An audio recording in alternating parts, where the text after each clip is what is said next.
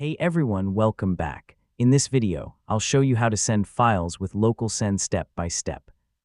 LocalSend makes it easy to transfer files between nearby devices without using cloud storage, cables, or creating an account. So let's get started. First, make sure LocalSend is installed on both the sending and receiving devices. Connect both devices to the same Wi-Fi or local network, then open the LocalSend app on each one.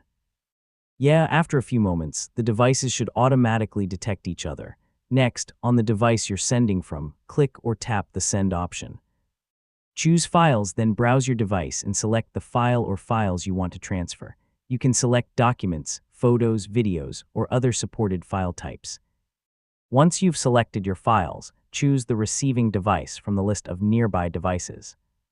If the device doesn't appear, check that both devices are connected to the same network and that LocalSend has permission to access the local network through your firewall or system settings.